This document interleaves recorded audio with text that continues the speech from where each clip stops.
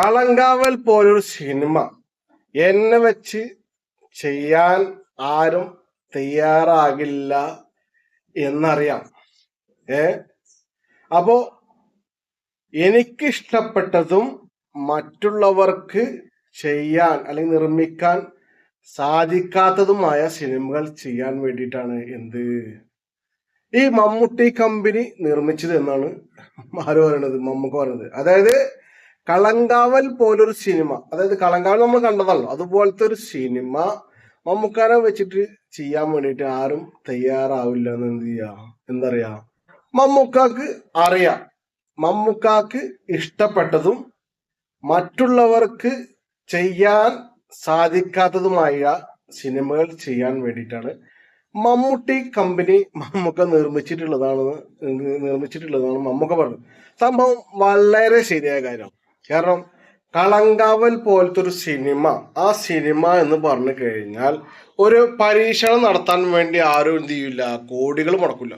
ഒരു പരീക്ഷണം നടത്താൻ വേണ്ടിയിട്ട് എന്ത് ചെയ്യില്ല, ആരും കോടികൾ മുടക്കില്ല. കാരണം കോടികളുടെ ഒരു വിളയാട്ടം തന്നെ വേണം ഒരു സിനിമ ഇറക്കാൻ വേണ്ടി. അപ്പൊ കളങ്കാവൽ എന്ന് പറഞ്ഞ സിനിമ നമ്മൾ കണ്ടതാണ്. ബമ്പർ ഹിറ്റ് എന്ന് പറഞ്ഞു കഴിഞ്ഞാൽ ബമ്പർ ഹിറ്റായ സിനിമയാണ് കളങ്കാവൽ എന്ന് പറഞ്ഞ സിനിമ.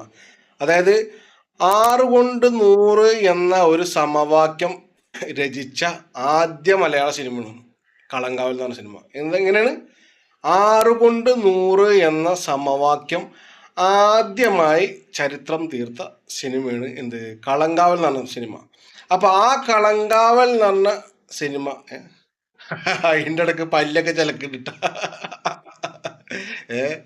ഇപ്പോ 6 കൊണ്ട് 100 പറഞ്ഞപ്പോഴേ പല്ലൊക്കെ ചിലക്കുണ്ട്. അപ്പോൾ സംഭവം എന്താ വെച്ചാൽ ഇങ്ങനത്തെ സിനിമകൾ, ഈ കളങ്കാവൽ എന്ന് പറഞ്ഞ പോലെ സിനിമ, അതൊക്കെ പരീക്ഷണ അടിസ്ഥാനത്തിൽ ഇറക്കുന്ന അല്ലെങ്കിൽ ചെയ്യുന്ന സിനിമയാണ്.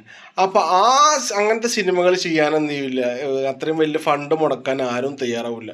അപ്പൊ മമ്മൂക്കാക്ക് ഇഷ്ടപ്പെട്ട കഥകളും അതുപോലെ കഥാപാത്രങ്ങളും അങ്ങനത്തെ സിനിമകൾ ചെയ്യാൻ വേണ്ടി മറ്റുള്ളവർക്ക് ചെയ്യാൻ, അതായത് ഫണ്ട് ഇറക്കാനാണെന്ന് ഉദ്ദേശിച്ചിട്ടുള്ളത്, മറ്റുള്ളവർക്ക് ചെയ്യാൻ സാധിക്കാത്തതുമായ സിനിമകൾ ചെയ്യാൻ വേണ്ടിയിട്ട് അങ്ങനത്തെ സിനിമകൾ ചെയ്യാൻ വേണ്ടിയിട്ടാണ് ഈ മമ്മൂട്ടി കമ്പനി മമ്മൂക്ക ആരംഭിച്ചിട്ടുള്ളത്. അപ്പൊ ഇനി ഒരുപാട് സിനിമകൾ പരീക്ഷണ അടിസ്ഥാനത്തിൽ വരാൻ വേണ്ടി പോകണം. മമ്മൂക്കയുടെ പ്രത്യേകത എന്ന് പറഞ്ഞു കഴിഞ്ഞാൽ മമ്മൂക്കാക്ക് വെറൈറ്റി കഥാപാത്രങ്ങൾ ജനങ്ങളുടെ മുന്നിലേക്ക് കൊണ്ടുവരണം. മമ്മൂക്ക അഭിനയത്തിന്റെ കാര്യത്തിൽ മമ്മൂക്കയുടെ കാര്യം പറയേണ്ട ആവശ്യമില്ല. അദ്ദേഹത്തിന് അടങ്ങാത്ത എന്താ പറയാ ഒരു ആഗ്രഹം അല്ലെങ്കിൽ അടങ്ങാത്ത ആർത്തി എന്ന് പറഞ്ഞു കഴിഞ്ഞാൽ അത് സിനിമയോടാണ്. സിനിമ അഭിനയിക്കാനുള്ള ആർത്തി എന്ന് പറഞ്ഞു കഴിഞ്ഞാൽ വല്ലാത്തൊരു ഹലാക്കിലെ ആർത്തിയാണ് ആളുകളുള്ളത്.